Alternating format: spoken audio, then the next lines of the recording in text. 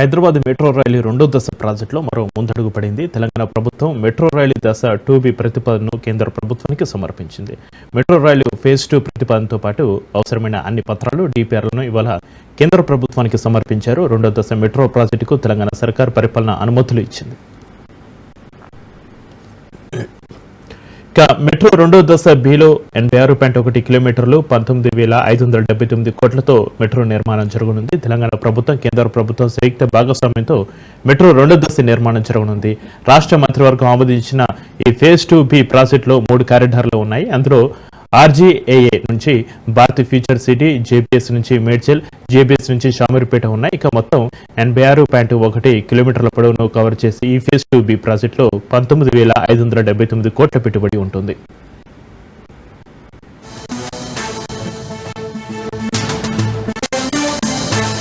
ఆర్ఎండ్బి శాఖ పరిధిలో కొనసాగుతున్న పనుల వేగం పెంచాలని మంత్రి కోమటిరెడ్డి వెంకటరెడ్డి అధికారులను ఆదేశించారు. ఆర్ఎండ్బి అధికారులతో మంత్రి సమీక్ష సమావేశం నిర్వహించారు. రోడ్లు, భవనాల శాఖపై బృహత్తర బాధ్యత ఉందని దాన్ని దృష్టిలో పెట్టుకుని త్వరగా పూర్తిగా వాడుకలోకి వచ్చే వాటికి మొదటి ప్రాధాన్యత ఇవ్వాలని అధికారులకు ఆదేశించారు. పెండింగ్ లో ఉన్న 5 జిల్లా సమీకృత కార్యాలయాలు ఆదిలాబాద్, వరంగల్, ములుగు, నారాయణపేట, కరీంనగర్ పనుల పురోగతిపై మంత్రి ఆరా తీశారు. వర్క్ ఫినిషింగ్ స్టేజ్ లో ఉన్న కలెక్టరేట్లు వెంటనే పూర్తి చేసి ప్రారంభానికి సిద్ధం చేయాలని చెప్పారు.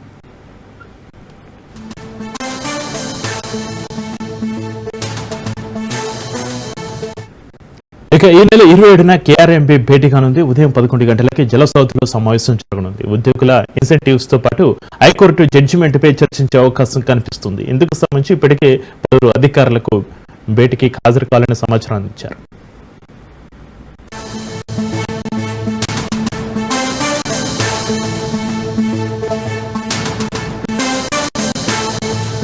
గతేడాది 10 ఇంటర్ డిగ్రీల్లో అత్యుత్తమ ప్రతిభ కనపరిచిన తన డివిజన్ పరిధిలోని విద్యార్థులకు రాంగోపాల్పేట కార్పొరేటర్ చీర సుచిత్ర శ్రీకాంత్ ఏర్పాటు చేసిన సన్మాన కార్యక్రమానికి కిషోరెడ్డి ముఖ్య అతిథిగా హాజరయ్యారు.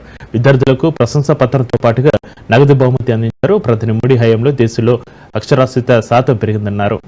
ఇక ప్రతి ఒక్కరూ విద్యాభ్యసించి ఉన్నత శిఖరాలు అధిరోహించాలని ఆకాంక్షించారు. విద్యార్థులను ప్రోత్సహించడం కోసం సుచిత్ర తీసుకున్న నిర్ణయాన్ని అభినందించారు.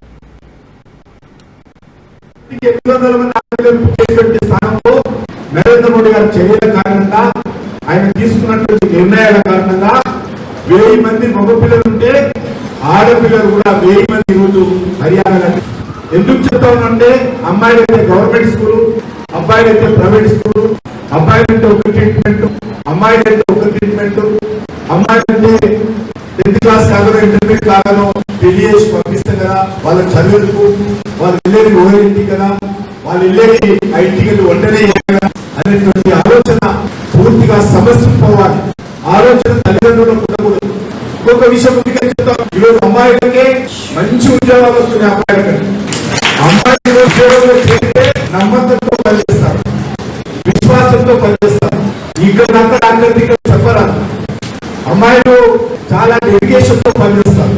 ఈరోజు హైటెక్ సిటీకి వెళ్తే ఒక్కొక్క అమ్మాయి నెలకు 2 లక్షలు 3 లక్షల జీతం తీసుకుంటుంది. అమ్మాయి 1000 మందికి 800 స్థానంలో. సికింద్రాబాద్ లో ఎంపీగా ఏడాది కాలం పూర్తి చేసుకున్న సందర్భంగా ఈటల సంకల్ప సభ నిర్వహించారు. బీజేపీ ప్రజాస్వామ్యంలో గెలిచి వచ్చిన తర్వాత నివేదిక పెట్టడం అనవాయితీ అని ఆ పార్టీ ఓబీసీ జాతీయ అధ్యక్షుడు లక్ష్మణ్ అన్నారు. మోడీ 11 ఏళ్ల పాలనలో చేసిన అభివృద్ధి, ఎంపీగా ఈటల ఏడాది పాలన ప్రగతిపై నివేదిక పెట్టామన్నారు. ఇంకా 11 ఏళ్లలో అవినీతి పాలన, కుటుంబ రహిత పాలన మోడీ అందించారన్నారు. ఇంకా 4 సంవత్సరాల్లో ఈటల రాజేందర్ ప్రజల కోసం మరింత కృషి చేయాలని కోరుకుంటున్నానని లక్ష్మణ్ ఆకాంక్షించారు. సొంత మంత్రులే జైళ్లలో ఉన్న నికృష్టమైన పరిస్థితికి నిదర్శనం. ఆ చరిత్రకి రూపశిల్పులు కాంగ్రెస్ పార్టీ. అవునా కాదా మీరు చెప్పండి. నెహ్రూ నుంచి మొదలు పెడితేనే స్కామ్లు అని చెప్పి పెద్ద బుక్, జీవులు కొనుక్కోలే స్కామ్, మిలిటరీ జీవులు కొనుక్కునే స్కామ్. ఏం చెప్తాం? అందుకని మీ చరిత్ర స్కామ్ల చరిత్ర, మా చరిత్ర తెలంగాణ. భారత జాతి తలకెత్తుకొని ఏ దేశంలో ఉన్నా కూడా ఆమె ఇండియన్ అని చెప్పగలిగే ధైర్యాన్ని ఇచ్చిన వ్యక్తి. తెలంగాణ బలిదానంతో వచ్చిన తెలంగాణ. తెలంగాణ ఉత్తగరాలే. ఇవాళ రేవంత్ రెడ్డి గారు అంటున్నారు, ఏదేదో మాట్లాడుతున్నాడు. ఇవాళ నీవు మాట్లాడిన మాటలు ముఖ్యమంత్రి గారు, తెలంగాణ ప్రజల ఆత్మస్థైర్యం దెబ్బతిన్నది. తెలంగాణ ప్రజలు ఏ సెంటిమెంట్ తో, ఆత్మగౌరవంతో బతికే వాళ్ళు, ధైర్యంతో బతికే వాళ్ళు, ఇవాళ ఆ ఆత్మగౌరవాన్ని కథం పట్టించిన రేవంత్ రెడ్డి. వారి మాటలు చెప్పాలంటే రాష్ట్రాల అభివృద్ధిలోనే దేశ అభివృద్ధి ముడిపడి ఉందని చెప్పిన మానవుడు నరేంద్ర మోడీ గారు. గుర్తుపెట్టుకోండి. కేసీఆర్ అహంకారంతో ఏ ముఖం పెట్టుకొని తెలంగాణకు వస్తారని చెప్పి పోస్టర్లు వేసిండు. ఒకనాడేమో అదే మనిషి అదే నోరుతో మాట్లాడిన మాట ఏంటంటే పెద్ద విజనరీ, స్థితప్రజ్ఞుడు, గొప్ప విజనరీ, కమిట్మెంట్ ఉన్న వ్యక్తి, దేశాన్ని ఐక్యంగా నడుపుతున్న వ్యక్తి అని చెప్పిండు. అదే వ్యక్తి కళ్ళు నెత్తికెక్కిన తర్వాత ఏ ముఖం పెట్టుకొని తెలంగాణకు వస్తా అని చెప్పిండు. కొత్త సాంప్రదాయాలకు తెరతీసి భక్తులను ఇబ్బందులకు గురి చేయొద్దని మాజీ మంత్రి సనత్నగర్ ఎమ్మెల్యే తలసాని శ్రీనివాస్ యాదవ్ అన్నారు. బల్కంపేట ఎల్లమ్మ ఆలయంలో కళ్యాణం సందర్భంగా అమ్మవారికి సమర్పించనున్న పోచంపల్లి పట్టు వస్త్రాలను పద్మస్థలి సంఘం జయరాజ్ ఆధ్వర్యంలో మగ్గంపై తయారు చేసే పనులను ప్రారంభించారు. వస్త్రాల తయారీకి ముందుకొచ్చిన వారిని ఆయన అభినందించారు. ముందుగా ఎల్లమ్మ అమ్మవారిని, పోచమ్మ అమ్మవార్లను దర్శించుకుని పూజలు నిర్వహించారు. ఈ సందర్భంగా జూలై 1వ తేదీన నిర్వహించనున్న బల్కంపేట ఎల్లమ్మ అమ్మవారి కళ్యాణ ఏర్పాట్లపై దేవాలయ అధికారులను అడిగి తెలుసుకున్నారు.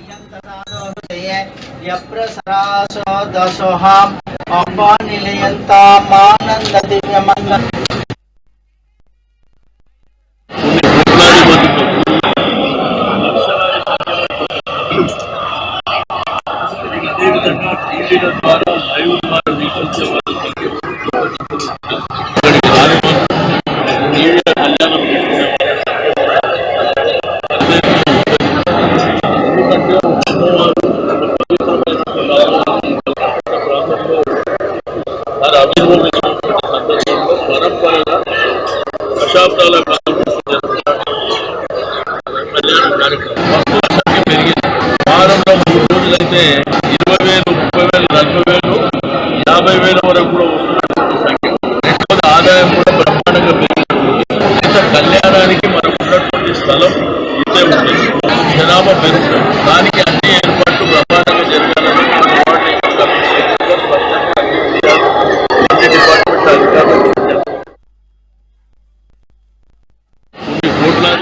తెలంగాణ జాతీయ అధ్యక్షురాలు ఎమ్మెల్సీ కవిత రాజ్యసభ సభ్యుడు ఆర్ కృష్ణయ్యతో భేటీ అయ్యారు. ఆర్ కృష్ణయ్యతో కీలక అంశాలపై చర్చించారు. కాంగ్రెస్ పార్టీ కామారెడ్డి డిక్లరేషన్ అమలు చేయాలని, బీసీలకు 42% రిజర్వేషన్లు అమలు చేయాలని డిమాండ్ చేశారు. కాంగ్రెస్ ప్రభుత్వం జీవో 42% ఇచ్చావు కానీ కేంద్రం ఆమోదించాలని చెబుతుంది అన్నారు. ఇక స్థానిక సంస్థల ఎన్నికల్లో 42% బీసీ రిజర్వేషన్లు అమలు చేసే ఎన్నికలు నిర్వహించాలని డిమాండ్ చేశారు. ఈ అంశంపై కేంద్ర రాష్ట్ర ప్రభుత్వాలపై ఒత్తిడి తెచ్చేందుకు ప్రజా ఉద్యమాలే శరణ్యమన్నారు. అందుకోసమే ఆర్ కృష్ణయ్య మద్దతు కోరడానికి వచ్చామన్నారు. మీకు తెలుసు గత 2 సంవత్సరాలుగా కూడా మరి కామారెడ్డి డిక్లరేషన్ ఏదైతే కాంగ్రెస్ ప్రభుత్వం ఇచ్చిందో దాన్ని అమలు చేయాలని చెప్పి మేము పెద్ద ఎత్తున పోరాటం చేస్తూ ఉన్నాం. అందులో ప్రధానమైనటువంటి అంశం 42% రిజర్వేషన్లు బీసీలకు ఇచ్చినాకనే లోకల్ బాడీకి వెళ్లాలనేటటువంటి అంశం. ఆ అంశం మీద ప్రధానంగా పోరాటం చేయడం జరిగింది. దాని ఫలితంగా అసెంబ్లీలో 2 బిల్లులు కూడా పెట్టి మరి పాస్ చేయడం జరిగింది. ఇవాళ అసెంబ్లీలో బిల్లులు పెట్టి పాస్ అయిన తర్వాత కాంగ్రెస్ పార్టీ రాజ్యాంగంలో ఉన్నటువంటి ఆర్టికల్ 243 క్లాస్ డి ప్రకారం గవర్నమెంట్ ఆర్డర్ అంటే జీవో ఇచ్చి 42% రిజర్వేషన్లు ఇచ్చి ఎన్నికలకు వెళ్లేటటువంటి ఆస్కారం ఉన్నది. కానీ ఇక్కడ ఉండేటటువంటి కాంగ్రెస్ ప్రభుత్వం తమ యొక్క బీసీల ప్రేమను కేవలం మాటల వరకే పరిమితం చేస్తూ చేతలలో చూపించకుండా, అవకాశం ఉండి కూడా మరి రిజర్వేషన్ కల్పించకుండా నెపం మొత్తం మేము బిల్లు పాస్ చేసినాం, రాష్ట్రపతి గారి దగ్గర పంపించినామని చెప్పి నెపమంతా కూడా రాష్ట్రపతి గారి మీద తోసేసి బీసీలకు రిజర్వేషన్ ఇవ్వకుండా ఎన్నికలకు వెళ్లేటటువంటి ప్రణాళిక రచించడం చాలా శోచనీయం. రేపు కేబినెట్ సమావేశం జరుగుతున్నది. ఆ కేబినెట్ సమావేశంలో లోకల్ బాడీ ఎన్నికలకు సంబంధించి మరి నోటిఫికేషన్ ఇస్తారని చెప్పి ప్రభుత్వం లీక్ ఇస్తున్నటువంటి సందర్భాన్ని చూస్తున్నాం. మరి అందుకోసమే పెద్దల కృష్ణయ్య గారిని కలిసి ఈ యొక్క ప్రజా వ్యతిరేక విధానాన్ని తప్పకుండా మనందరం కలిసికట్టుగా ఎదుర్కోవాల్సినటువంటి అవసరం ఉన్నది. కాంగ్రెస్ క్రమశిక్షణ కమిటీ చైర్మన్ మల్లు రవిని వరంగల్ కాంగ్రెస్ నేతలు మర్యాదపూర్వకంగా కలిశారు. మంత్రి కొండ సురేఖ దంపతులపై మల్లు రవికి ఫిర్యాదు చేశారు. వరంగల్ గజ్వేల్ 2 ప్రాంతాల నుంచి ఫిర్యాదులు వచ్చాయన్నారు. సమస్య తెలుసుకుని పార్టీ లైన్ ప్రకారం ముందుకెళ్తామని వెల్లడించారు. Incharge Meenakshi Natarajan, PCC chief Mahesh Kumar గౌడ్ను అడిగి సమస్య తెలుసుకుంటానన్నారు. బీఆర్సీ కార్యక్రమంలో రప్పరప్ప డైలాగ్ ప్లకార్డులపై మల్లు రవి స్పందించారు. రప్పరప్ప సినిమా డైలాగ్స్ చెప్తే రాజకీయాలు నడుస్తాయనుకుంటే పెద్ద పొరపాటన్నారు. సినిమా డైలాగులు చెప్తే రాజకీయాలు నడుస్తాయని అనుకుంటే అది చాలా పెద్ద పొరపాటు. టిఆర్ఎస్ పార్టీ నాయకులు ప్రజల్ని ఈ రఫా మాటలతోనే 2 సార్లు అధికారంలోకి వచ్చి తెలంగాణ రాష్ట్రంలో ఉన్నటువంటి ముఖ్యమైన సమస్యల్ని పక్కన పెట్టి వారు ఇష్టం వచ్చినట్టు రాజకీయ పరిపాలన చేశారు. రాజు కాలంలో ఈ రఫా ఆడిస్తామనేది ఉంటుంది. ఒక రాజు ఇంకొక రాజ్యం మీద దాడి చేసి గెలిచిన తర్వాత ఓడిపోయినటువంటి రాజు కుటుంబాన్ని గాని అక్కడున్న ప్రజలను గాని రఫా ఆడిచ్చేటటువంటి పరిస్థితి ఉండేది. అది పోయి మనకు స్వతంత్రం వచ్చింది 1947లోనే వచ్చింది. అప్పుడు ప్రతిసారి ప్రభుత్వాలు మారుతుంటాయి, కొత్త ప్రభుత్వాలు వస్తుంటాయి, అదే అధికారులు ఉంటారు, అదే పరిపాలన. విధానపరమైన నిర్ణయాలు అసెంబ్లీలో పార్లమెంట్ లో తీసుకుంటారు. దాని ప్రకారమే చేయడానికి అవకాశం ఉంటుంది. వ్యక్తిగత కక్షలు గాని వ్యక్తిగత నిర్ణయాలు గాని అమలు చేసే అవకాశం ప్రజాస్వామ్య ప్రభుత్వాల్లో ఉండవు. తెలంగాణ భవన్ వద్ద హైటెన్షన్ వాతావరణం చోటు చేసుకుంది. తెలంగాణ భవన్ ముట్టడికి కాంగ్రెస్ కార్యకర్తలు పిలుపునిచ్చారు. దీంతో తెలంగాణ భవన్ దగ్గర భారీగా పోలీసులు మోహరించారు. కౌశిక్ రెడ్డి వ్యాఖ్యలకు నిరసనగా ముట్టడికి యత్నించే అవకాశం ఉంది. సీఎం రేవంత్ రెడ్డిపై వివాదాస్పద వ్యాఖ్యలు చేశారు.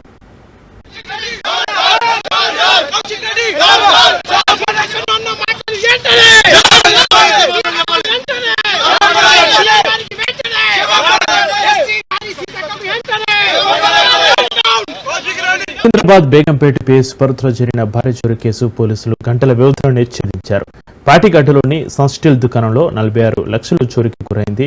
పైకప్పు తొలగించి లోపలికి ప్రవేశించి గోద్రేజ్ లాకర్ పగలగొట్టి మరి చోరీకి పాల్పడ్డారు నిందితులు. ఇక 50 కెమెరాలు పరిశీలించి నిందితుడు మధ్యప్రదేశ్కు చెందిన గిరిధారి సింగ్ గుర్తించారు. ఆదిలాబాద్ పోలీసుల సహకారంతో మహారాష్ట్ర బార్డర్ నిందితుడిని పట్టుకున్నారు పోలీసులు. ఇక నిందితుడి నుంచి 46 లక్షల నగదు స్వాధీనం చేసుకుని రిమాండ్కు తరలించారు. ప్రైవేట్ లిమిటెడ్ పాటిగడ్డ ఏరియాలో బేగంపేట్ పోలీస్ స్టేషన్ కంపెనీ దగ్గర నుంచి మాకు కంప్లైంట్ వచ్చింది. దట్ ద ప్రీవియస్ గా ఒక అన్నోన్ అఫెండర్ వాళ్ళ కంపెనీ ప్రెమిసెస్ లో ఎంటర్ అయ్యి 40 lakhs అబవ్ అమౌంట్ దొంగతనం అయిందని కంప్లైంట్ ఇచ్చారు. సో అక్కడ ఉన్న CCTVs అండ్ వేరే లోకల్ ఇన్ఫర్మేషన్ వెరిఫై చేసి ఆ పర్సన్ ఫోటోగ్రాఫ్ అని ఐడెంటిఫై అయింది. నాకు తెలిసింది ఏంటంటే ఆ పర్సన్ ప్రీవియస్ గా సేమ్ కంపెనీలో ప్రీవియస్ గా వర్క్ చేసిన ఎంప్లాయీ అండ్ 6 months బ్యాక్ ఏదో వేరే ఇష్యూస్ వలన ఆయన కంపెనీ నుంచి తీసేశారు. సో ఆయనకి ఇన్స్ and out of the company ఎట్లా ఎంట్రన్స్ ఎగ్జిట్ ఎట్లా చేయాలి, దెన్ అమౌంట్ ఎక్కడ ఉంది, గోద్రేజ్ లాకర్ ని బ్రేక్ ఓపెన్ చేసి తీసుకొని వెళ్ళారు. ఎక్కడ ఉంది ఇదంతా ఐడియా ఆ పర్సన్ కి ముందు నుంచి ఉంది అట్లీస్ట్. సో దాన్ని అడ్వాంటేజ్ తీసుకొని సో CCTV ఫుటేజ్ వచ్చిన తర్వాత మా క్రైమ్ టీమ్స్ అన్ని మార్నింగ్ అరౌండ్ 9:30 10 o'clock మాకు ఇన్ఫర్మేషన్ వచ్చింది. And with in span of 6 to 7 hours accused ని ఐడెంటిఫై లొకేషన్ అనేది ఎక్కడ ఉంది ఐడెంటిఫై చేసుకుని ఆయన పట్టుకోవడం జరిగింది. నాంపల్లిలో ఎక్సైజ్ పోలీసులు భారీగా గంజాయి స్వాధీనం చేసుకున్నారు. 1.5 కేజీల గంజాయి సీజ్ చేశారు. అయితే నాంపల్లి మంగర బస్తీ దవాఖాన సమీపంలో గంజాయి అమ్మకాలు జరుగుతున్నాయని సమాచారం తెలుసుకున్నారు పోలీసులు. ఈ కేసులో కాంబ్లీ అరుణ్ అనే వ్యక్తిని అరెస్టు చేశారు. సాకిత్ రాజు, ఖలీద్ మరో ఇద్దరిపై కూడా కేసు నమోదు చేసినట్లుగా తెలిపారు.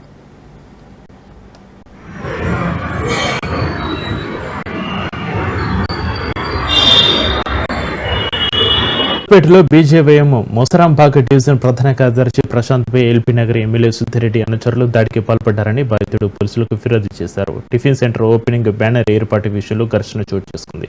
ఈ దాడిలో ప్రశాంత్ విజయ్కు తీవ్ర గాయాలయ్యాయి. అయితే దాడికి పాల్పడే ఎమ్మెల్యే అనుచరులపై పోలీసులకు ఫిర్యాదు చేశారు బాధితులు. ఎమ్మెల్యే ఒత్తిడితో పోలీసులు చర్యలు తీసుకోవడం లేదని, పిఎస్లోనే తమను దాడి చేసిన వారు బెదిరింపులకు పాల్పడ్డారని ఆరోపించారు.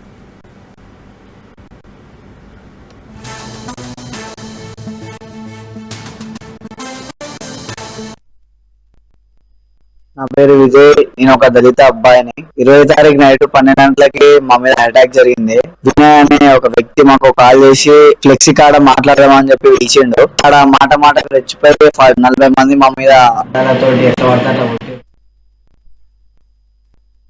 రాత్రి 3:30 వస్తే వీళ్ళు దెబ్బలు తిని మా ఇంట్లో వచ్చి ఉన్నారు. ఏంటనే అడిగినారు. ఇవన్నీ దెబ్బలు అందరినీ 40 మంది వచ్చి కొట్టిండ్రు. బ్యానర్ గురించి ఆ బార్డర్ మీద దాని గురించి ఏంటంటే పిలిచి కొట్టిండు. నేను ఎవరెట్లకు అంటే బయట ఉన్న డాడీ అన్నం తింటప్పుడు ఫోన్ చేస్తున్నా అని చెప్పిండు. నేను 2:30కి వండుకున్నాను. మళ్ళీ ఇంకా రాలేదు చూస్తే 5 ఉంటే 3:30కి దెబ్బలు దాకి వండుకున్నారు.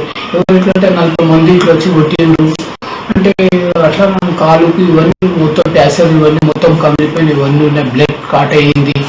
ఇక నాకు నిద్రపట్టలే, అందుకోసంటే దవ తయారయ్యి ఏమన్నా చూసి హాస్పిటల్ ప్రిపేర్ అయ్యాను. పొద్దున నేను హాస్పిటల్ ప్రిపేర్ అయ్యి మళ్ళీ పోలీస్ స్టేషన్కి వెళ్ళి చేస్తే పొద్దున ఒక గోల్డెన్ సార్ నుండి వాళ్ళందరూ సార్ కేసు బుక్ చేస్తామని చెప్పి ఎఫ్ఐఆర్ గిటార్ రాసి ఆ సెల్ ఫోన్ కూడా ఆ గోల్డెన్ సార్ పాపం పొద్దున్న ఇప్పించాడు.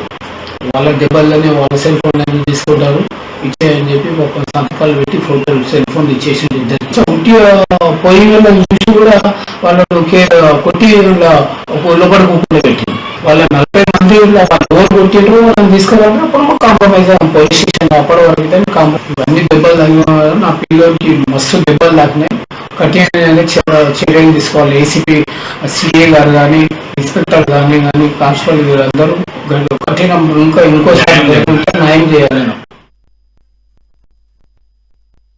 నైట్ 20 తారీఖు భాష్యం స్కూల్ దగ్గర మా తెలిసిన వాళ్ళు మాకు ఇన్వైట్ చేసినారు, మా లోకల్ కార్పొరేటర్ గారికి. నైట్ మేము ఏజెన్సీ వాళ్ళకి ఇచ్చినాము బ్యానర్ కట్టియమని. కట్టిస్తే వాళ్ళు నైట్ ఇక్కడ ఏఎన్ఎస్ కన్నా బీఆర్ఎస్ నాయకులు ఉన్నారు. 2 days లో మేము తీసేస్తాము బ్యానర్, ఈ 3 days అయిపోతుంది. ఏజెన్సీ వాళ్ళది ఉన్నది ఇక్కడ బ్యానర్ వేయొద్దని వాళ్ళకు ఏజెన్సీ వాళ్ళకి చెప్పినారంట. ఏజెన్సీ వాళ్ళకి చెప్తే ఏజెన్సీ వాళ్ళు మాకు కాల్ చేసినారు. నాకు నైట్ కాల్ చేసినారు, 11:30 కాల్ చేసినారు. మా ఫ్రెండ్ వాళ్ళు కూడా కాల్ చేసినారు, అన్న ఇక్కడ బ్యానర్ ఏం ఇస్తలేరు, ఇప్పుడు మనం ఏం చేద్దామన్నా ఈ బ్యానర్ ఏం ఇస్తలేరు అంటే, సరే పక్కకన్నా కట్టించుకుందామని చెప్పినాం.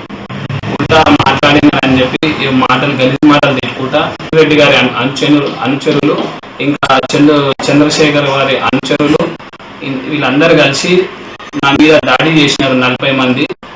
ఇంకా మా తమ్ముని మీద కూడా దాడి చేసినారు. ఇక్కడ కడియంతో గుద్దినారు, ఇంకా డొక్కలలో గుద్దినారు. నాకు ఇక్కడ మొత్తం ఫైట్లు కొట్టినారు. ఇక్కడ ఇచ్చిన తర్వాత నేను ఇమీడియట్లీ చైతన్యపూరి పిఎస్ సిఐ సార్కి కూడా పెట్టినాను. ఇప్పటి వరకు నాకు ఏం రెస్పాన్స్ లేదు. ఏసీపీ సార్ కూడా నేను వీడియోస్ కూడా సీసీ ఫుటేజ్ కూడా పెట్టినాను. మేము బందోబస్తులో ఉన్నాం, అక్కడ ఉన్నాం, ఇక్కడ ఉన్నామని చెప్తారు. 20కి అయింది, ఇలా 23వ తారీఖు. ఇంకా వీళ్ళు చర్యలు తీసుకోలేరు వాళ్ళ పైన. మాట్లాడితే సిఐ సార్ కేసు బుక్ చేస్తాను, ఇప్పటివరకు ఇంతవరకు కూడా కేసు బుక్ చేయలేదు. దయచేసి సిఐ సార్ గారు మీరు ఎట్లయినా మాకు న్యాయం చేయాలని అనుకుంటున్నాను సార్. నేను సికింద్రాబాద్ ఆర్మీ ఎంసీఎంఈలో 4 అగ్రతకులు చొరబడ్డ కేసులు ఉగ్రవాద కోణం లేదని డీసీపీ రష్మి పెరుమాల్ స్పష్టం చేశారు. ఆర్మీ క్యాంటీన్లో ఉద్యోగాలు ఇప్పిస్తామని నమ్మించి రాకేష్ అలీ, నగ్మా బాను నుంచి డబ్బులు తీసుకుని మోసం చేయాలని కేసులో ప్రధాన నిందితుడిగా ఉన్న ఆశీష్ పన్నాగం పన్నాడు. బీహార్కు చెందిన ఆశీష్ కుమార్, మధ్యప్రదేశ్, మహారాష్ట్రకు చెందిన రాకేష్, ఆలియా, నగ్మా బాను హైదరాబాద్లో టిప్కాన్ అనే కంపెనీలో సెక్యూరిటీ సిబ్బందిగా పనిచేసేవారు. ఆశీష్ కుమార్ సూపర్వైజర్గా, అతని కింద వీరు 3 సెక్యూరిటీ గార్డులుగా పనిచేసేవారు. ఆర్మీ క్యాంటీన్లో ఉద్యోగాలు ఉన్నాయంటూ వారిని నమ్మించి ఆర్మీ ఎంసీఎంఈ వద్దకు వీళ్ళని తీసుకెళ్లినట్లుగా డీసీపీ పేర్కొన్నారు. ఆన్లైన్ ద్వారా కొనుగోలు చేసిన ఎయిర్ ఫోర్స్ అధికారి దుస్తులు ధరించి నకిలీ ఐడి కార్డును సృష్టించుకుని ఆర్మీ నిషేధిత ప్రాంతాలకు ప్రవేశించినట్లుగా తెలిపారు. అక్కడే ఫోటోలు, వీడియోలు తీస్తున్న క్రమంలో ఆర్మీ అధికారులు వారిని అదుపులోకి తీసుకుని తిరుమలగిరి పోలీసులకు అప్పగించారు. తిరుమలగిరి పోలీసులతో పాటు కేంద్ర దర్యాప్తు సంస్థలు అన్ని కోణాల్లో దర్యాప్తు చేసిన అనంతరం ఈ కేసులో ఉగ్రకుట్ర లేదని నిర్ధారించారు. ఈ కేసులో ప్రధాన నిందితుడిగా ఉన్న ఆశీష్ కుమార్ ను రిమాండ్ చేసి చెంచులగూడ జైలుకు తరలించారు. మిగిలిన 3కి నోటీసులు అందించారు. ఈ కేసుకు సంబంధించి మరింత లోతుగా విచారణ సాగుతున్నట్టుగా తెలిపారు. అయితే గతంలో బీహార్, కోల్కతాలో కూడా ఆశీష్ కుమార్ ఉద్యోగాల పేరుతో ప్రజలు మోసం చేసినట్లుగా విచారణలో వెల్లడైందని డీసీపీ తెలిపారు. కూడా మై రిక్వెస్ట్ ఎందుకంటే నార్త్ జోన్ లోనే మాక్సిమం ఆర్మీ కంటోన్మెంట్స్ ఉన్నాయి, ఆర్మీ యూనిట్స్ ఉన్నాయి. ఇలాంటి ఏదైనా ఎనీథింగ్ రిలేటెడ్ టు డిఫెన్స్ ఉన్నా కొంచెం డిస్క్రిషన్ చూపించి ఏదైనా ఉంటే we will definitely release to the media అని చెప్పాము. సో స్పెసిఫిక్ గా అయితే దీనిలో టెర్రర్ యాంగిల్ అయితే ఏది రాలేదండి ఇన్వెస్టిగేషన్ లో. That is what I would like to confirm to you all.